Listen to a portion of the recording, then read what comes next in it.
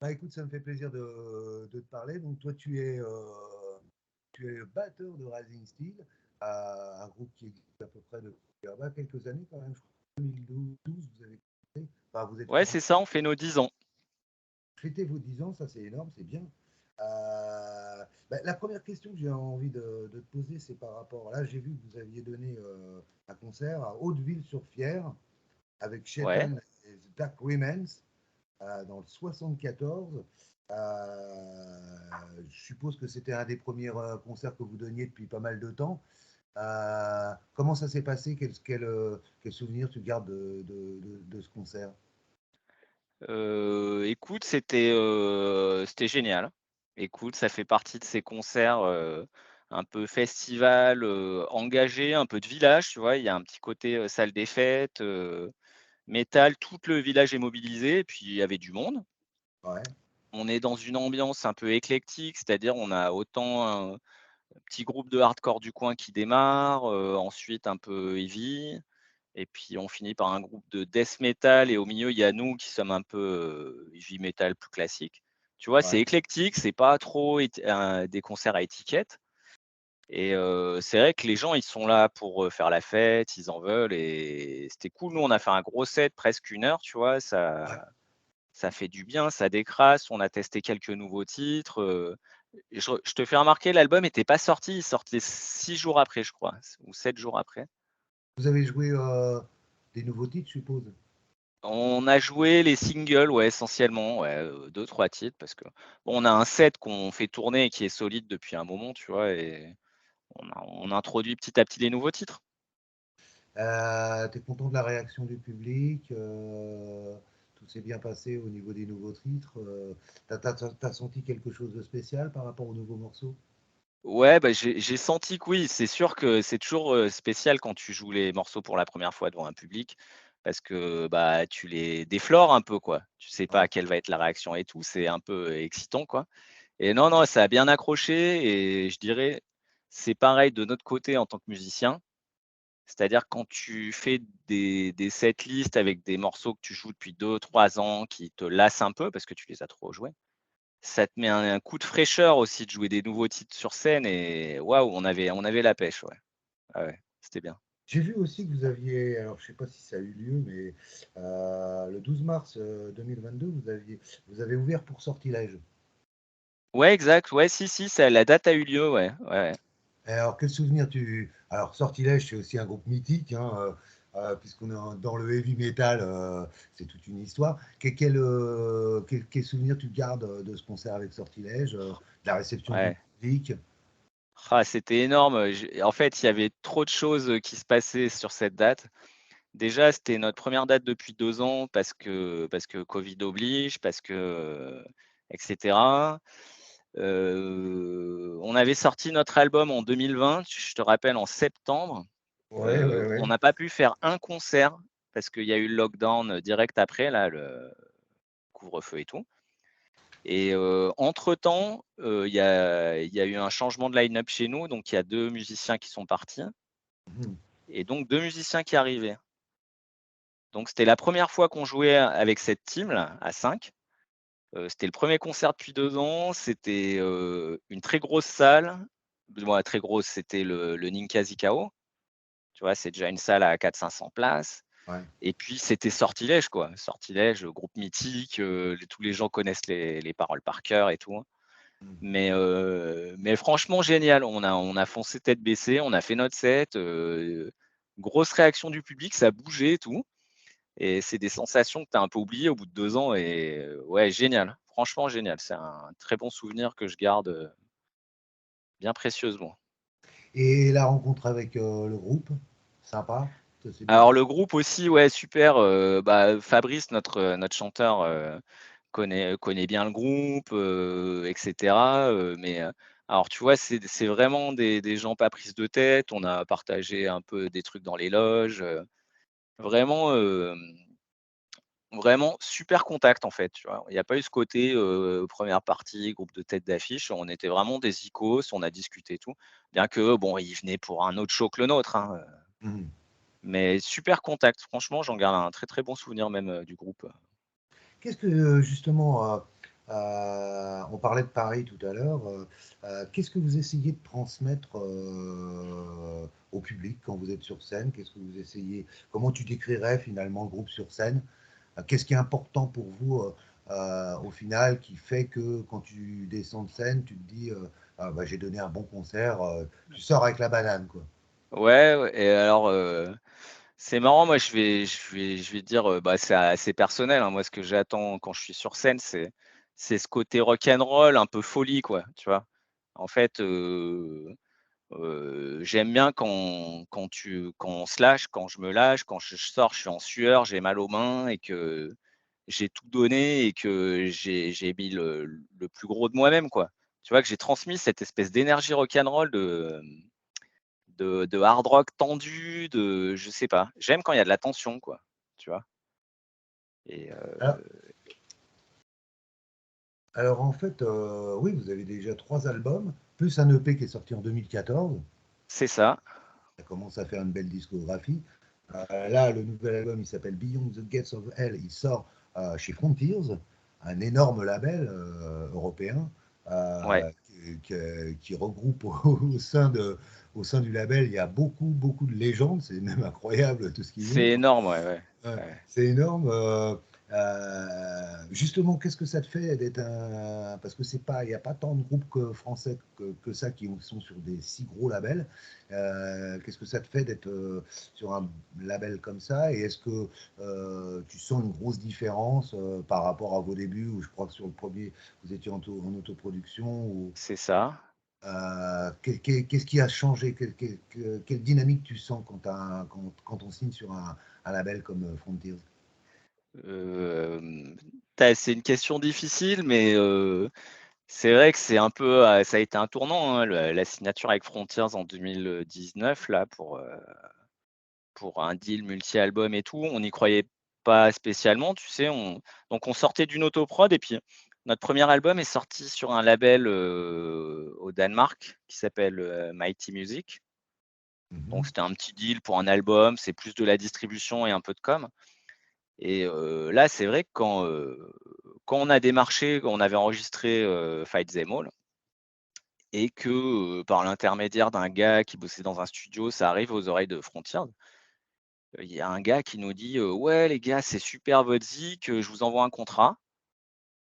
Là tu te dis: «Ouais, OK» et 2 jours après, tu reçois un contrat, mais un contrat, d'artiste quoi. C'est-à-dire que tu sens que le label, il veut te suivre, sur plusieurs albums, qui va t'aider à produire, qui va t'aider à faire des clips, qui va te distribuer dans le monde entier. Tu fais: «Waouh, qu'est-ce qui m'arrive en fait?» Et alors ce que ça change, c'est, bah, déjà que c'est que tu te sens, tu as une assise déjà Ouais. pour, pour l'avenir. Tu sens que tu es accompagné au niveau com, au niveau, bah, un peu financier aussi pour enregistrer, pour, développer ton groupe quoi et je sais pas. Après moi j'essaye au niveau musique de me dire: «Écoute, ça change rien, c'est des gens qui sont super cool». En plus chez Frontiers, ils vont pas nous dire, «Ouais, il faudrait que tu fasses ci, fasses ça», parce que je sais pas si tu as remarqué, mais je pense qu'on est un des groupes les plus, les plus heavy trash chez eux, qui font Ouais. plutôt de l'AOR et tout, donc on se dit: «Mais pourquoi ils nous ont cités?» et cetera et en dehors de ça, on se dit: «Bah, nous, faut qu'on garde notre identité aussi, quoi», tu vois? Et finalement, le label, à chaque fois qu'on leur envoie des titres ou qu'on leur envoyait, bah, nos productions, ils ont fait: «Super les gars, allez-y, continuez». Je sais pas, on sent qu'il y a vraiment un bon relationnel, tu vois, avec eux. C'est vraiment des gens super. Voilà, donc ça, Est-ce que finalement, tu te dis c'est vraiment un nouveau départ pour le groupe? Bah, je pense que c'est un tournant, ouais. C'est vrai que rien que pour t'aider à mûrir, bah, tes compos, de la manière de produire, la manière de oui, oui, c'est un tournant, hein, parce que même si bon, c'est pas ça va te faire un petit peu de notoriété et c'est pas ça qui va te donner des dates parce qu'ils font pas de touring, hein, ils produisent la musique, ils la distribuent. Hem, oui, c'est un tournant, c'est sûr. C'est un tournant. Tu sens que tu commences à avoir, plus de d'assises. Je sais pas comment dire, c'est assez, difficile à faire ressentir. Peut-être une forme de légitimité plus importante, je veux dire, par rapport au le fait de construire sur un gros label. Justement, est-ce que ça t'apporte une légitimité plus importante? Alors, au niveau, personnel, ouais, c'est sûr parce que tu te sens reconnu, quoi. Tu dis: «Ouais, OK, quand même, tout ce travail qu'on a fourni», parce que c'est vrai que c'est énorme, hein, d'enregistrer, de Ouais. composer, d'aller au fond, de vraiment, de se donner une direction et tout, c'est du boulot donc ouais, tu te dis: «OK, j'ai été reconnu en tant qu'artiste et c'est super». Après, notoriété, oui, dans le milieu, c'est sûr quand tu vois le réseau mondial, la distribution, quand tu as des messages qui te viennent d'Amérique du Sud, de Suède, d'Amérique du Nord, de partout, tu te dis: «Ouais, OK, on est en train de gagner en notoriété, quoi», après c'est sûr que c'est à nous aussi d'agir pour, tourner, aller convaincre, aller au front, quoi. Ce qu'on n'a Alors pas eu ouais, trop eu le temps de faire encore, ouais. oui, là, je pense que c'est le début d'une grande aventure. Alors il y a cet album qui vient de sortir, tu me disais il y a quelques jours, enfin, il y a quelques temps déjà maintenant. Vendredi, C'est ça, vendredi, c'est ça, il y a 6 jours, ouais, c'est ça. il y a 6 jours. Comment tu te sens déjà, maintenant que l'album est sorti, qu'il est disponible, que tout le monde peut se le procurer? Et bah, écoute, on se sent un peu sur un nuage. Là, c'est vrai que les périodes de sortie d'albums, c'est toujours, beaucoup de boulot, en com, réseaux sociaux, interviews, reviews et cetera. Il y a du boulot, mais et en parallèle, on a reçu, les disques, heu, on a Ouais. quelques disques avec nous. Lundi, tu vois? Et ça fait 2 jours que j'écoute, que je fais écouter à des potes et tout. Et sorti la période d'enregistrement et tout, là, avec un peu de recul, je suis vachement content, en fait. Je trouve qu'on a fait un super job et que je sens la progression et tout ce qu'on a mis dedans, bah, c'est payant, en fait. Je sais pas comment dire, mais Mmh. super. Comment vous avez travaillé? Donc tu me disais, Five Zero, il est sorti en 2020, donc en septembre.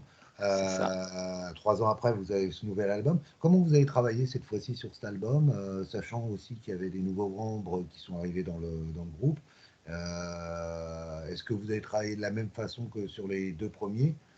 Ou est-ce que vous avez abordé la composition, d'une autre façon?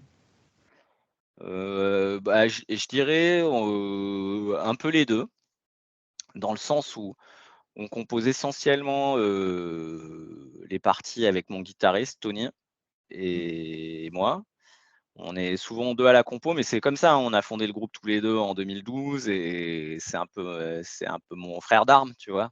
Mmh. Et on se comprend, on sait où on veut aller à peu près donc lui, il a ce côté un peu usine à riffs. C'est un mec, très prolifique, il compose beaucoup, il fait beaucoup de riffs et voilà, c'est marrant qu'on démarre souvent, guitare-batterie. Alors après, ce qu'il y a, c'est que sur cet album, bon, c'est déjà le 4e disque qu'on fait ensemble, bon, des fois, on a l'impression d'aller un peu toujours vers les mêmes, styles et cetera et puis, avec les membres qui sont partis, c'est vrai qu'on l'a composé essentiellement à 2 en fait, hein, au niveau, mélodie et tout.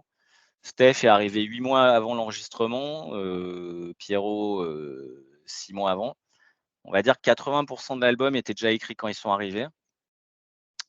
Donc voilà, c'est ça qui a changé, c'est qu'on était un peu en circuit fermé.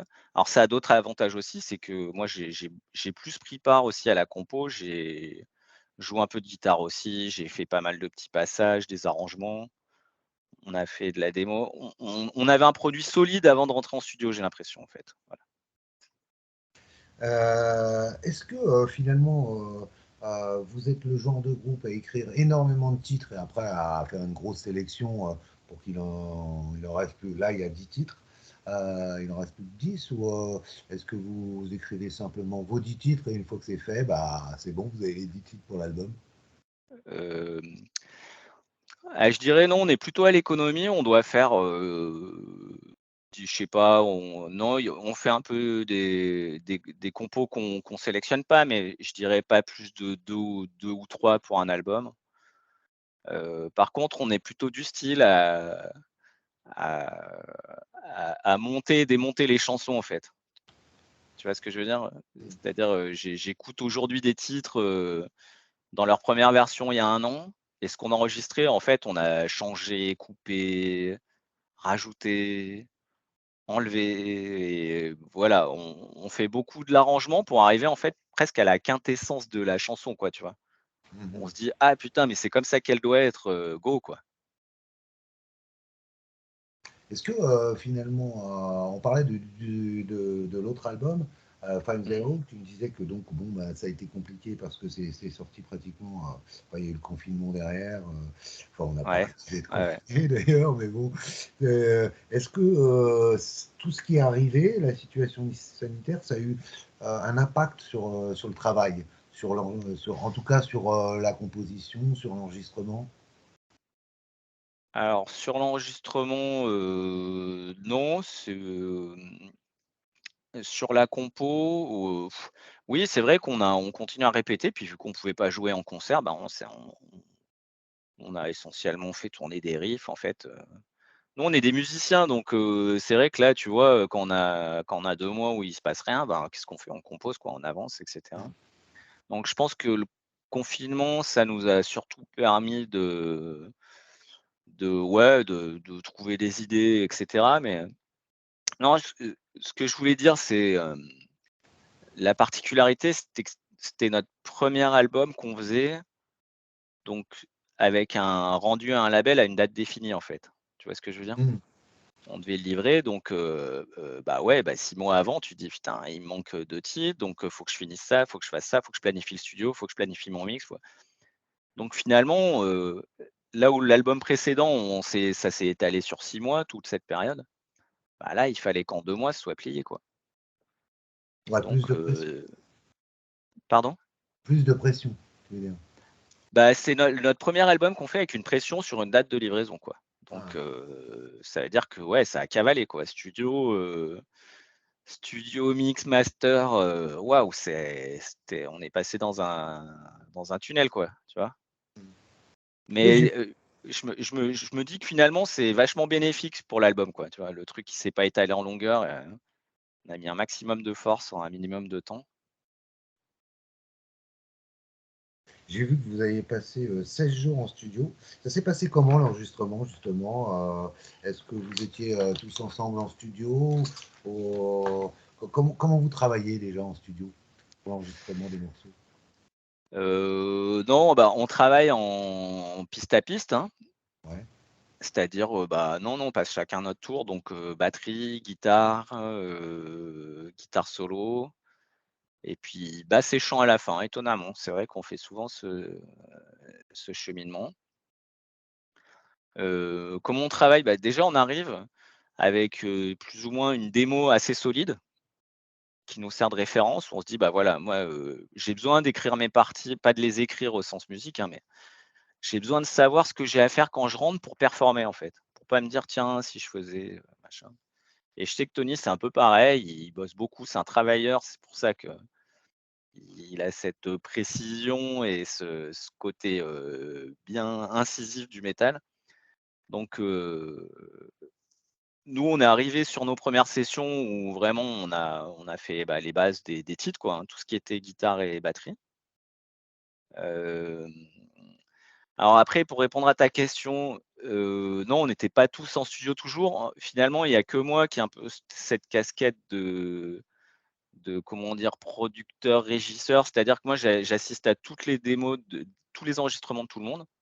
Mhm. Et je suis un peu le gardien «Ouais, faut tant de tournes, faut que ce soit comme ça, l'intention c'était ça». Parce que j'ai ce côté aussi un peu home studio, et souvent c'est moi qui fais les maquettes et cetera. Donc on va dire que j'assiste à toutes les prises. Pour les solos, bah, par contre, il y en avait quelques-uns écrits, puis d'autres qui sont venus au feeling en studio, donc c'était super. Alors on était 3, 4 à se dire: «Ouais, ça sonne» et cetera. Il y avait un peu d'impro quand même, tu vois? Un peu de Steph, il a amené sa patte et on a finalisé des trucs. Les basses, on les a enregistrées à la maison, bah, dans cette pièce, tu vois? Où je te parle aujourd'hui, hein. On les a pas fait en stud pour des problèmes de timing et ça s'est super bien passé avec Pierrot. On a tout enregistré ici sur les guitares, batteries et solos. Et enfin, en dernier, on met le chant. Je sais pas, c'est une tradition dans Rising, on va dire. Où Fab, c'est pareil, on en parlait encore l'autre jour. Il a ce côté, j'écris, je sais où je vais, mais il se garde une grosse part d'impro et d'interprétation. Alors, pour moi qui suis très carré, souvent ça m'énerve un peu. Je me dis: «Ouais, mais on sait pas où on va» et cetera. Et à chaque fois je suis sur le cul parce que il a un talent monstre je sais pas, être en studio et il se dit: «Ah bah, tiens, finalement, je vais le tourner comme ça» ou «Tiens, on va doubler ça» ou on va et je sais pas, j'ai l'impression que c'est bingo à chaque fois, tu vois? Ça m'étonne toujours. Mmh. Donc sur 7 jours, on s'est pas 16 jours, on s'est pas emmerdé, quoi, tu vois? Ça a foncé. Ouais, je vois. Avec qui vous avez travaillé pour l'enregistrement? Vous avez un ingénieur du son, qui a travaillé avec vous? Parce que j'ai pas trouvé, exactement avec qui. Je sais qui a fait le mixage, mais qui Ouais. a enregistré l'album? Et bah, on va dire que c'est un gars, un jeune, on va dire, par rapport à nous, avec nos âges avancés. Il s'appelle Steven Rosier, il bosse donc chez KNT, là, dans une boîte de prod, là, qui nous suit sur Grenoble. Mmh. C'est un musicien, c'est un gars qui roule vraiment sa bille en studio malgré son jeune âge, qui avait vraiment le souci de faire, des prises, comme on le souhaitait, c'est-à-dire on souhaitait un truc qui soit quand même assez vivant, tu vois? Ouais. Pas que trigger, pas que machine, pas moderne. Du coup, on a fait des prises de batterie avec beaucoup d'ambiance, beaucoup de micros aux pièces et cetera. On a fait des guitares, à l'ancienne, hein, avec, baffle, grosse tête d'ampli et on fait cracher les watts. On n'a pas fait de réamp et cetera pour arriver à des sons, tweakés. Et puis même sur la voix, il était très, moteur, soucieux d'aller chercher le meilleur en fait, tu vois? Mmh. Et je trouve que malgré ses, je dirais 24-25 ans, waouh, la maturité, c'était super agréable. Après, on a bossé avec 3 ingé sons différents sur 3 albums. C'est vrai que finalement, c'est super important les gens avec qui tu enregistres parce qu'il faut que tu sois à l'aise, il faut que tu donnes le meilleur et bon, jusqu'ici, ça s'est toujours bien passé. Est-ce que pour toi, donc, tu me disais, tu es le fondateur du groupe, un des fondateurs, vous êtes 2. Ouais, Est-ce que ouais. toi, il y a eu, en tant que batteur, il y a eu des morceaux qui ont été un challenge à enregistrer sur Ah ce ouais, disque? à chaque fois, hein. Ouais, ouais. Ouais, Ouais, moi, tu sais, je viens un peu de mes anciens groupes, c'était plutôt du rock garage, un peu punk. J'écoutais déjà du métal depuis très longtemps, mais j'étais plutôt sur cette veine, péchue et cetera. Si, si, quand je suis passé sur le métal et que j'ai appris ce que c'était une double pédale, que c'était, les tempos, vraiment arrachés ouais. et à chaque fois, c'est presque un challenge, hein. Il y a des trucs, je me dis: «Mais comment je vais passer ça?» Bref, ouais, ouais et je sens que ça paye. Oui, il a fallu que je me mette à bosser en gros, quoi. Tu vois ce que je veux dire? En 10 ans, j'ai senti mon niveau progresser parce que, ouais, avant, j'y allais plutôt à l'énergie. Là, j'y vais quand même, faut être solide quand tu mets les pieds dans le métal après, hein. Ouais. Même si je me Euh, considère pas comme un batteur de métal au sens, aujourd'hui, tu regardes des trucs, bon, je pense que j'arriverai jamais au niveau des gars qui font des triolets de double ou des tempos à 280, bon. ouais. Mais c'est pas important, c'est vraiment ce que tu mets. Moi, j'ai l'impression ce que j'y mets comme énergie qui compte. C'est peut-être mes origines rock'n'roll. En tout cas, il y a un son, tu me parlais de feeling et tout ça, oui, on ressent vraiment un feeling dans cet album. Et il y a un son énorme derrière, qui doit être certainement dû au mixage, hein, qui a été fait par Richard Benson en Suède. Euh, comment ça s'est passé avec lui? Comment vous avez travaillé? Est-ce que vous lui envoyez toutes les pistes et il est revenu avec le son que vous souhaitiez? Est-ce que vous aviez un son en tête particulier pour cet album? C'est un peu les 2. C'est vrai que l'équipe en Suède là, c'est, donc Richard Bengtsson et surtout Staffan, Karlsson. Ouais. Le gars il doit avoir à peu près notre âge, une barbe, il est super cool et tout.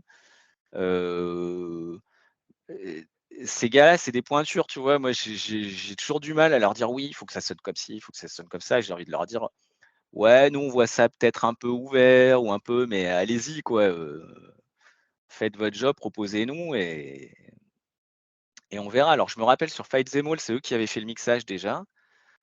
On avait fait peut-être deux trois versions pour trouver le son qu'on voulait approcher et cetera et bon, c'est vrai qu'en 3 versions, on a fait waouh, quand on a écouté les voix, les batteries, on se dit: «OK, le mec, il a compris ce qu'on voulait, il connaît bien le style de Zik» et là, je crois que ça a été encore même plus évident. Je crois que sur 2 mix, déjà, on s'était mis d'accord sur la texture. Il m'avait posé la question sur les guitares d'ailleurs, il m'avait dit: «Tes guitares, elles sont bien nature, elles rentrent dedans un peu comme les vieux de Judas et tout, mais est-ce que vous voulez que je les réample pour leur donner de l'agressivité un peu moderne?» Je dis: «Non, non, mais fais avec, ça». C'était un peu voulu, tu vois? Qu'on mette, un côté vivant et derrière, ils nous ont fait vraiment le son, parfait quoi, qu'il nous fallait, je sais pas, j'adore ces gars, ils ont vraiment du talent et puis, juste pour l'anecdote, en fait, quand on a bossé avec eux sur Fight Them All, c'était vraiment au culot. Moi, on se demandait avec qui on allait mixer, puis je dis, «Bon, on n'a qu'à prendre des albums qu'on aime bien et puis on essaye de voir qui les a fait, quoi» et à l'époque, j'écoutais beaucoup de Spiritual Beggars, je sais pas si ça te parle?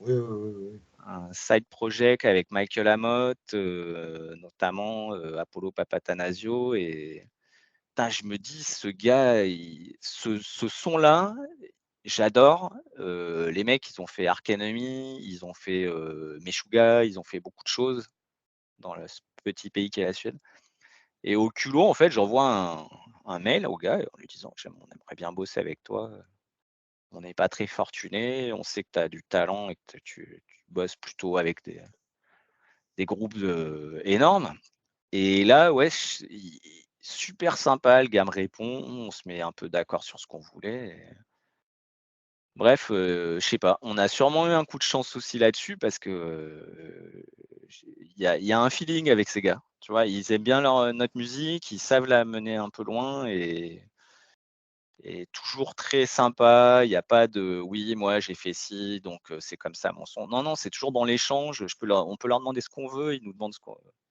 je sais pas, on est en confiance, tu vois?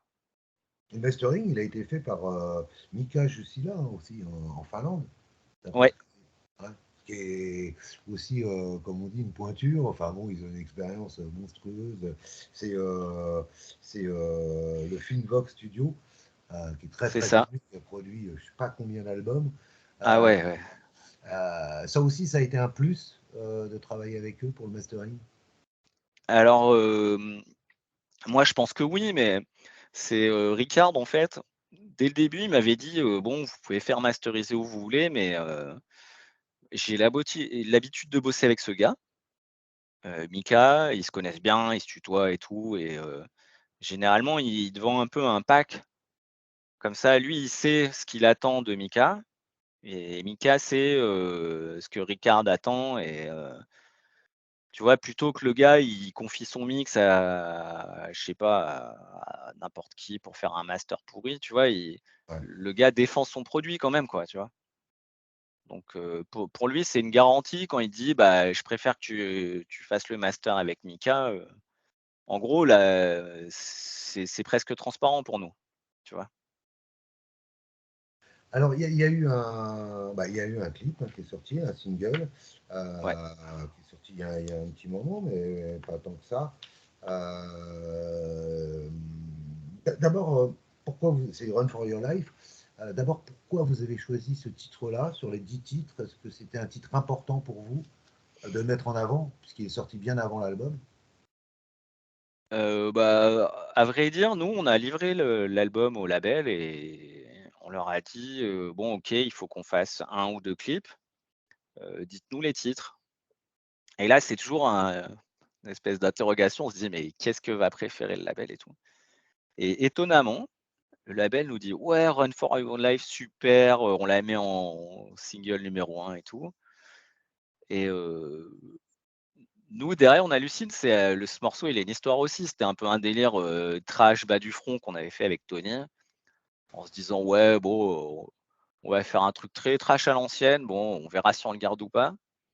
En studio, je crois que Fab, il le chantait vachement, agressif, un peu à l'Exodus et puis, au dernier moment, il se dit: «Non, mais attends, je vais tout changer, je vais mettre une voix». Tu vois, c'est le morceau qui avait presque, pas spécialement d'avenir avant de rentrer en studio et là, quand on sort du studio, on l'écoute, on se dit: «Ouais, pas mal». Le label, il nous dit: «Ouais, c'est celui-là que je veux en single». On se dit: «Ah ouais, OK», c'était tu vois, c'était presque pour nous pas un accident, mais un titre repêché, et en fait, c'est vrai qu'en le réécoutant, maintenant avec le clip et tout, je me dis: «Ouais, c'est au feeling, il a vraiment une très, très bonne, patate, quoi». Je veux dire, il Ouais. pousse ce morceau, j'en suis très content.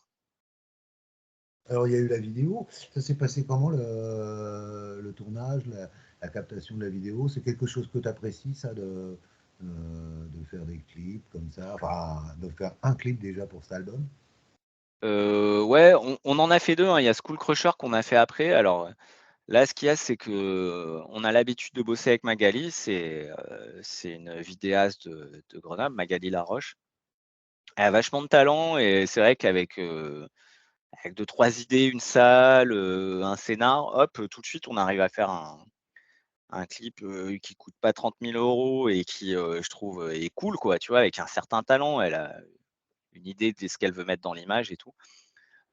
Heu, ouais, ça s'est bien passé. On a filmé toutes les scènes musique en une journée, on a passé du bon temps, elle nous aime bien, on l'aime bien et on lui fait confiance et puis toutes les parties, on va dire, outdoor, heu, avec, Wanda de Lullaby, c'est, Vanessa en fait, qui a fait notre précédent clip, aussi, Mystic Voices. Ouais. Du coup, finalement, ça devient un peu notre mascotte, un peu notre égérie et par contre les scènes, ouais, extérieures, elles les ont fait toutes les 2. On s'était mis un peu d'accord sur, le côté, je suis poursuivi, je sais pas trop, je cours, je sais pas qui me poursuit et puis bon, bah, à la fin, il y a la révélation, hein, en fait, Ouais. c'est c'est ses mauvaises pensées qui la poursuivent, en fait et je trouvais ça super bien rendu, je trouve, dans le clip, je sais pas ce que tu en as pensé toi? Moi, Oui, j'étais oui, bah, plutôt j'ai trouvé qu'il y content. a un bon mixage entre les 2, le groupe sur scène, enfin en semi-scène et puis, Ouais, ces images, de cette fille qui court là, qui est très mignonne, et qui essaye de sauver sa vie, voilà, j'ai trouvé que ça passait bien. il y a un petit côté décalé, c'est vrai, la joggeuse avec les chaussettes rayées un peu, Ouais. ouais, ouais, beh, c'est cool franchement, très bonne idée, mais encore une fois, on bosse en confiance avec Magali, c'est, c'est top. Alors tu me parlais, donc, oui, c'est cette fille qui est poursuivie par ses mauvaises pensées. Qui écrit les textes en fait? Est-ce que c'est uniquement le chanteur ou est-ce que vous partagez? Non, non, c'est uniquement Fab, ouais, qui écrit ses textes, ouais. D'accord Nous, et on est plutôt dans la musique et c'est vrai que, comment dire? C'est pas par, fainéantise, mais moi, les textes, j'y accorde pas une énorme importance, d'origine dans la musique. Bon, c'est ouais. mon point de vue. Je sais qu'il y a plein de gens qui aiment beaucoup que ce que ça raconte, quand il y a vraiment, heu, non, après, on lui fait confiance là-dessus aussi, hein, Fab, il écrit ses textes, je pense que, il cherche surtout des thèmes qui collent, à l'intensité de la musique et puis au côté un peu guerrier, quoi. Mais, mais non, non, on lui fait entièrement confiance, c'est lui qui écrit les textes. Après, il y a des choses qu'on retouche un peu quand on est en studio, sur les prises, mais, c'est vraiment à la marge, hein. Et toi, sur ces 10 morceaux, est-ce qu'il y a des textes, dont tu te sens plus proche, avec, qui collent, qui t'intéressent plus, enfin en tout cas qui t'ont plus touché ou, qui sont plus importants pour toi sur ces 10 textes? Heu, alors au niveau texte ou en tout cas au niveau interprétation, ouais, il y a des chansons c'est sûr qui sont plus riches que d'autres, mais, j'aime beaucoup, My Burning Time par exemple, ce Ouais. qu'on a fait en duo avec, Apollo ou Life Await qui a beaucoup de texte. C'est vrai que ça débite beaucoup. Les thèmes sont bien profonds. Il y a ce côté Slayer un peu qui ressort. J'aime beaucoup. Voilà, on va dire que c'est peut-être mes 2 coups de cœur là à la réécoute, ouais. Au niveau de la pochette, donc c'est un artiste grec hein, qui a fait la pochette, Giannis Nakos. Yes. Euh, euh, est-ce que vous avez proposé des idées ou est-ce que vous lui avez décrit un peu l'univers du groupe et il a trouvé cette pochette? On Je dit crois qu'on quoi? l'avait un peu guidé, hein, de mémoire. Ouais. C'est Hem, c'est un symbole de cette pochette? ouais, alors déjà, on avait le titre de l'album et puis, ah oui, voilà, je me rappelle un peu. C'est vrai que si tu vois nos 2 précédentes pochettes, on a un peu notre mascotte là, le Warlord, Ouais. qui est vraiment toujours devant, quand genre, qui sort de l'enfer, la deuxième fois qu'il a tué un dragon et c'est vrai que moi, je voulais qu'on passe à autre chose. Je voulais qu'on reste sur du figuratif, tu vois? Très heavy. On adore ça, l'imagerie un peu médiévale et tout. Je trouve que c'est excellent, en fait, dans l'univers du heavy metal et je voulais pas un gros truc figuratif au milieu donc on s'était partis sur dire: «Ouais, bah, allez, bah, on a qu'à faire les portes de l'enfer» et bon, OK, on va quand même garder notre warlord qui vient défier les portes de l'enfer, quoi donc on n'avait pas plus d'idées que ça et puis, quand on a demandé à Giannis, on lui a dit: «Vas-y, est-ce que ça t'inspire?» C'est vrai que je crois que la première version de ce qu'ils nous ont envoyé, on a fait: «Waouh! Ah ouais, OK, le gars, il a compris, quoi». C'était vraiment énorme, je trouve, je la trouve excellente cette pochette aussi, hein. Tout à l'heure, on parlait enfin, j'ai vu sur votre Facebook et sur le site que vous allez partir en tournée bientôt, enfin en 2023, euh, Ouais, Rhapsody of Fire, sur, je crois, quatre dates, 4 je crois, dates, ouais, c'est ça. avec Ouais. Manigance et puis Nightmare Mmh. de Grenoble aussi.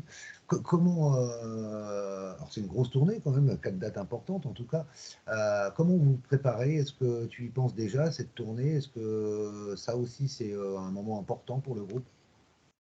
Ouais, ouais, je pense que c'est la prochaine étape. Quand tu disais: «Qu'est-ce que ça va vous apporter le label?» J'ai envie de dire, maintenant, faut qu'on passe à l'étape supérieure au niveau, bah, faire des dates, d'affilée, par exemple, une mini tournée. C'est vrai qu'on avait peut-être joué, 2-3 dates d'affilée sur, a avant 2019 sur, je sais plus, dans la région et tout.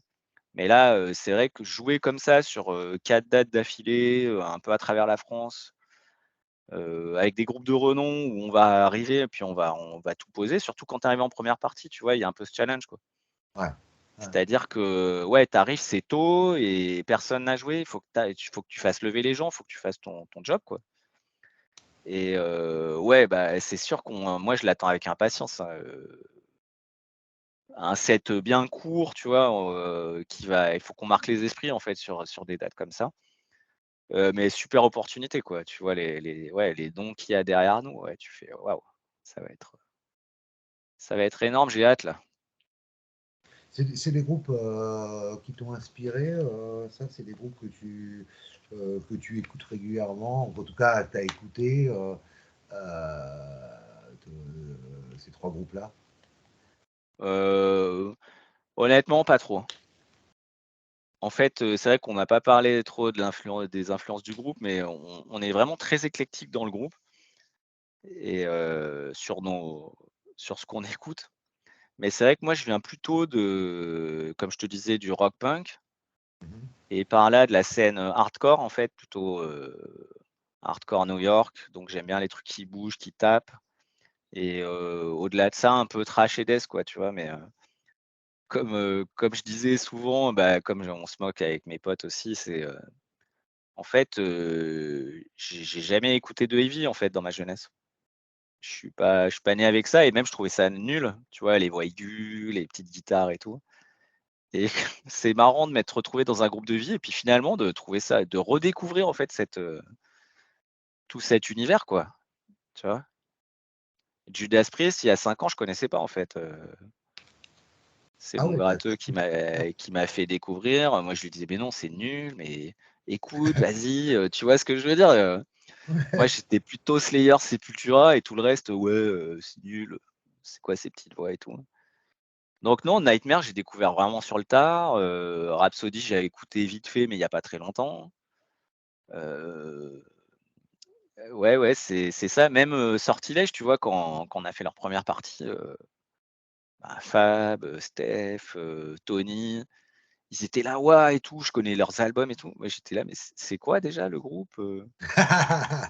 Vite fait, j'écoute, tout le monde me dit, même au boulot, j'ai un pote qui écoute beaucoup de métal, il me dit: «Mais tu vas jouer avec Sortilège, c'est énorme et tout», donc non, je peux pas dire que c'est des groupes qui m'ont inspiré, mais que j'apprends à découvrir, en fait, voilà.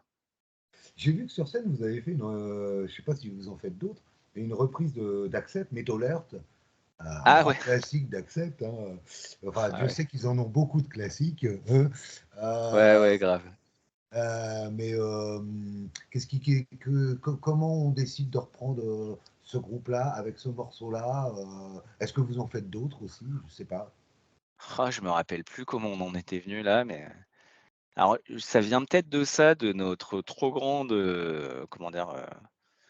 On a trop d'horizons différents dans la musique, du coup, quand on veut faire une reprise, c'est toujours le bordel, en fait. On n'arrive pas à se mettre d'accord.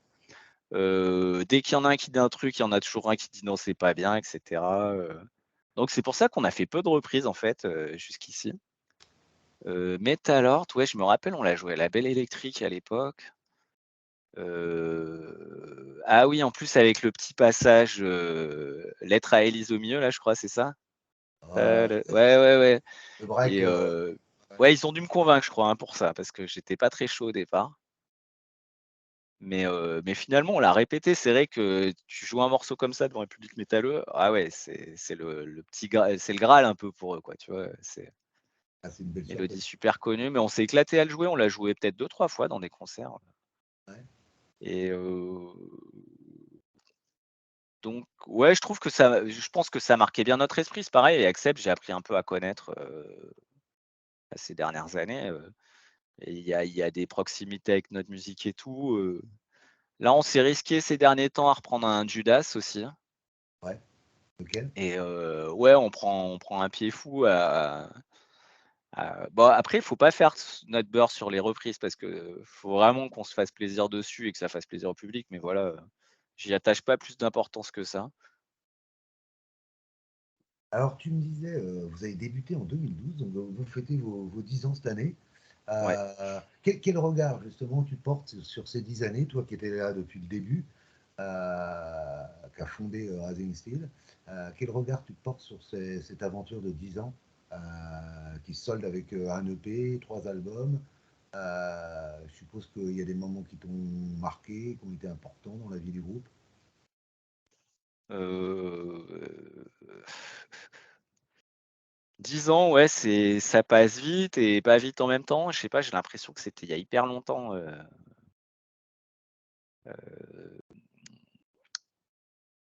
ouais, bien sûr, en fait, quand tu as un groupe, tu vis avec, en fait, hein, ça rythme ton quotidien, ta vie, ta manière de moi, je suis souvent très investi dans les groupes, c'est pour ça que j'ai souvent pas plusieurs projets à la fois, c'est que je comment dire? Ça m'occupe beaucoup de pensées, tous les jours. Oui, oui, en 10 ans, je vois le chemin parcouru, en fait. Déjà, comme je te disais, au niveau, m composition qui ont mûri, niveau, bah, dans le groupe aussi, on est devenu un peu plus fort, quoi. Le noyau dur à 3 du coup, on va dire 4 vu que Pierrot, notre bassiste, il est revenu, il était là au début, en fait, dans le groupe.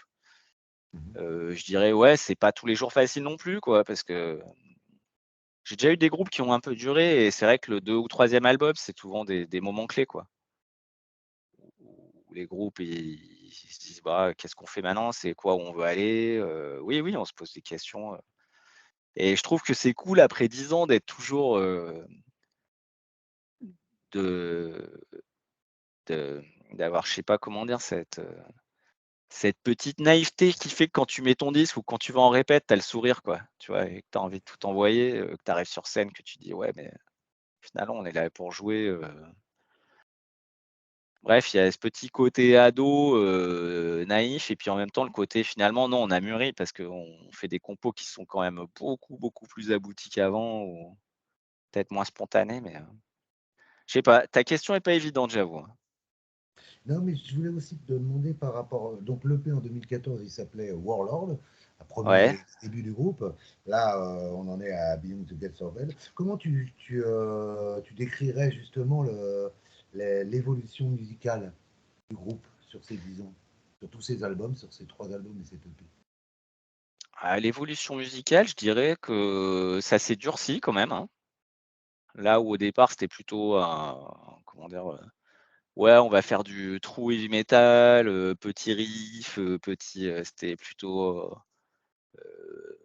plus mélodieux. C'est vrai qu'alors peut-être que c'est dû aussi un peu à ce que moi je peux y mettre. J'aime beaucoup quand ça trash, que c'est lourd, tu vois? Ouais. Donc je pense que de fait, nos morceaux, ils se sont un petit peu durcis, petit à petit.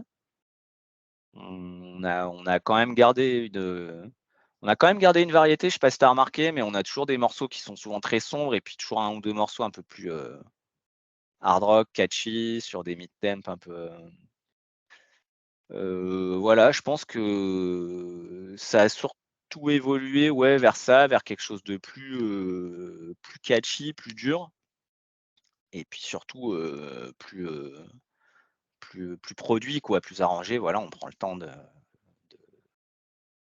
d'aboutir des compos. J'ai l'impression. Alors, sur 10 ans, je suppose que tu as vécu plein d'aventures. Quelle est une des aventures les plus marrantes que tu as vécues? Une Qui des t'a fait bien aventures, rire, en tout cas, qui était une situation un peu hors extraordinaire, dans un sens ou dans l'autre. ouais, comme ça à froid, ouais, on partage toujours des trucs de ouf, mais il y en a tellement finalement,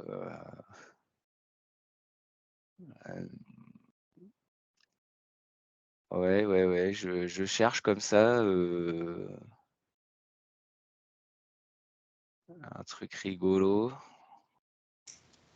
Écoute, désolé, ça me vient pas comme ça, Bon, bah écoute, sur une date ou sur ça un sera pour ouais. la prochaine interview. Ouais, non, désolé, j'ai pas de petite Et alors, anecdote. Non, c'est la pression. Ouais, désolé. moment le plus fort, un des moments les plus forts, émotionnellement.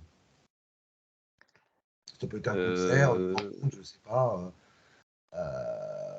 Un concert qui t'a vraiment marqué par l'accueil du public ou par votre prestation ou alors une rencontre avec un groupe parce que j'ai vu ah ouais, si. Bah, si tu avec veux, je vais te faire les deux d'un coup, ouais. On a eu la chance d'ouvrir pour, Annihilator ouais. à Grenoble, chez nous et tout et Dieu sait si Annihilator, Jeff Waters et tout, c'est waouh, on se dit: «Mais ce gars-là, c'est une légende, quoi», tu vois? Et déjà bon, on faisait nos balances et tout et putain, Jeff Waters se pointe. Il devait y avoir 2 personnes dans la salle, il était devant, il écoutait comme ça, il faisait un peu de téléphone, il nous matait, et vraiment à un moment, il s'approche, il va parler un peu avec mon guitariste qui avait une, belle Dean Flying V toute blanche et tout. Ils échangent deux trois mots: «Ouais, c'est le modèle machin et tout». Tu sais, mais le mec super abordable qui vient, parler geek, matos, quoi et bon déjà gros énorme respect, tu sais, quand je croise ce gars, je me dis: «Ah ouais, mais c'est trop bien Jeff Waters c'est là» et puis, je me rappelle que le soir quand ils ont joué, donc nous on était à l'arrière de la scène avec mon bassiste de l'époque, Flo et puis on regardait un peu, tu sais, un peu derrière le rideau, tu vois? Un peu en douce, pour voir comment ça se passait et Jeff Waters, tu vois, il était en plein solo et il se retourne vers nous et puis il fait signe genre, «Eh mais les gars, venez, approchez-vous, n'ayez pas peur et tout». Donc il nous cale un peu derrière son guitar tech, donc à 1,50 m de lui, tu vois, sur la scène et genre il nous faisait des gros sourires et il repart dans l'autre sens, il gros solo machin, tu vois? Et je me dis: «Putain ce gars il nous invite, un peu à sa table quoi», tu vois? En plein concert, je trouvais ça génial. Ça, c'est Ouais. vraiment un moment qui restera fort quoi, ouais, ouais si, c'est vrai qu'après des anecdotes, il y en a plein. On a joué avec Nashville Pussy aussi, Oui, on j'ai a vu ça, ouais, passé ouais. une après-soirée avec, Blaine et Reuters. Oh là là, ils sont vraiment rock'n'roll, hein,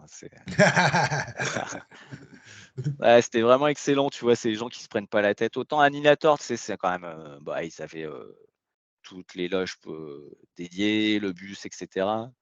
Autant avec, Nashville Pussy, on était tous dans la même pièce, on rigolait, mon bassiste a réparé la guitare de Reuter. Ouais, c'était d'enfer, ouais. Ouais, si, après, si tu cherches, on pourrait écrire un livre, hein, presque. C'est ça. Bon, tu le C'est feras dans ça. 20 ans pour tes mémoires. Ouais, voilà, exactement, ouais. Euh, Voilà. Attends, je voulais juste. Ah oui, donc on parlait de toutes ces dates, parce que vous avez joué quand même avec beaucoup de groupes, hein. Il y a aussi Sister Sin, Jedi Dirt, Ouais, ouais, ouais. X aussi. Enfin, vous avez eu la chance quand même d'ouvrir pour pas mal de groupes. Je ne sais pas si c'est toi qui as trouvé le nom Rising Steel. Parce que moi, j'ai pensé un peu à British Steel, mais bon, je pense pas que ce soit forcément le rapport. Ouais, British Steel de Judas Priest. non, je pense que c'est bien un truc de Tony, ça, Rising Steel, hein. Tu sais, lui, il a vraiment tous les codes du heavy metal, tu vois qui c'est Tony? C'est notre guitariste blond là, Oui, oui, oui, je vois. c'est vraiment je pense que, lui, il a tous les patchs, tous les albums en CD, cassette, vinyle de Judas, plus de tout, les trucs de c'est vraiment un gars qui a cette culture-là, quoi, tu vois? Donc si, je pense que Rising Steel, ouais, ça vient de lui, c'est sûr. Ce côté, chevalier, et je t'avouerai que j'ai pas le souvenir comment on a trouvé le nom, tiens. Pour conclure, j'ai envie de te demander, voilà, si tu rencontrais quelqu'un qui vous découvre, enfin qui a entendu parler, mais qui a pas acheté l'album, qui vous a pas vu en concert, qu'est-ce que tu lui dirais? Sur notre musique? Ouais, sur la musique, sur votre musique, sur vos albums, sur le groupe. Comment tu le présenterais justement et ce nouvel album, comment tu le présenterais à quelqu'un qui vous découvre, là, qui est juste par le nom? Ah là là, ça c'est compliqué. Moi, en plus, je suis un peu timide, j'ai toujours du mal à dire, «Ouais, écoute ça, machin», Tu sais, tu toujours, c'est une petite anxiété par rapport à ce que tu fais. Je sais pas pourquoi ça me fait toujours ça, mais ouais, je sais pas, je dirais, ouais, on fait du métal à l'ancienne, si tu as envie que ça bouge, c'est, heu, c'est de la zik fait pour toi, quoi. Si tu aimes un peu quand il y a de la guitare disto et des longs solos, viens, quoi. Si tu as envie de bouger, viens. En gros, c'est ça. Moi, mon leitmotiv, c'est, le métal c'est fait pour faire la fête et pour brasser, quoi. Il y a, Je il y a, dirais il y que a c'est une musique festive pour convaincre les gens. Il y a d'autres dates de prévues là pour la fin de l'année en tout cas. 2023, j'ai vu. Il y a aussi une autre date qui est prévue. Enfin, il y a cette tournée plus une date. Ouais, on l'a annoncé aujourd'hui celle-là, ouais. Ouais, Ça vient de tomber, on ouvrira pour, Sanctuary à Grenoble, du coup. voilà. Grand groupe Et aussi. ah énorme, en plus, bien dans la veine trash, tu vois? Je sens que ça va être un concert qui va me plaire et qu'on va mettre les bouchées doubles. Après, bah, comme tu le disais, tu vois? L'album est sorti, mais on était un peu au courant date là, c'est surtout Fab, notre chanteur, qui fait un travail acharné pour essayer de, bah, trouver des plans, hein. Moi, je suis plus dans la prod musicale que dans la démarche concert, mais donc ouais, c'est comme tu le disais, c'est compliqué. Il y a beaucoup de monde sur la place en ce moment, l'après-covid fait que c'est booké partout. Il y a de plus en plus de groupes, donc faut faire sa place, bref, il fait un travail énorme. J'espère que ouais, ouais, il y a encore quelques plans, qui vont tomber, hein. Donc voilà, on espère, faire au moins, quelques dates à l'étranger, si c'était possible et puis s'accrocher à un ou 2 fests, de taille, moyenne, hein. On va pas dire, ouais, on va faire le Hellfest ou quoi que ce soit, mais si on pouvait déjà se faire notre nom sur des petits fests, en France ou des fests de moyenne importance, ce serait vraiment cool, quoi. Mais encore une fois, rien n'est joué, c'est vraiment un une partie très, très difficile à animer, quoi. Tu Vous vois, avez surtout déjà quand on fait ça, ouais. Paris? Surtout quand on fait ça par nous-mêmes, tu vois, on n'a pas de tourneur ou on n'a pas d'agent, en fait, tu Mmh. vois? Une date à Donc Paris, voilà. peut-être un jour? Pardon? Une date à Paris, peut-être? Ah, une date à Paris, ce serait vraiment génial, ouais, j'adorerais. Heu, c'est vrai qu'on est en contact avec un groupe là, on avait joué avec eux dans le sud, ils s'appellent Corrosive Element. Ils font du thrash, sur, Paris en banlieue là. On s'était vachement bien entendu. Le gars, le batteur, il bosse pour, Music Oai, je sais pas si ça te dit quelque chose? Music Musique, ouais, Music Oai, un magazine et puis, je crois qu'il programme pour le Mency Fest ou quelque chose comme ça, d'accord. et ouais, je pense il faut qu'on trouve un moyen de se faire, une date, même petite date, on s'en fout, on y va pour, aller à la rencontre du public, donc ouais, ce serait cool qu'on vienne en banlieue parisienne ou même à Paris pour aller se confronter un peu au public parisien. Bah, écoute, c'est ce que je te souhaite et puis, une belle tournée peut-être, enfin là, les tournées sont déjà un peu prévues, hein. Il y a des belles Ouais, choses ouais, qui s'annoncent et puis, d'autres dates, dans le futur. En tout cas, merci, hein, pour l'interview. Vraiment, et c'était j'espère qu'on te verra si on vient à Paris. bah, je serai là, Ouais? hein. Cool. Et Heu, ouais, bien sûr, même bah, si c'est pas à Paris, hein, je me déplace un petit peu quand même. ah ouais, ouais, quand même, ouais. Heu, Peut-être pas à Toulouse, mais à Toulouse, ça fait un peu loin. ouais, quand même. Pour un Ouais, concert. ouais, pas de souci, hein. Bah, écoute, Bah, surtout un grand merci à toi, hein, pour écoute, ce temps c'était vraiment d'échange. sympa, Ouais. et bah, merci pour l'album aussi, hein, voilà. Bel album là, ça fait plaisir quand il y a des albums comme ça, qui font du bien aux oreilles. Et bah, ça me touche, merci, hein. Bah, C'est merci à vrai toi. que OK.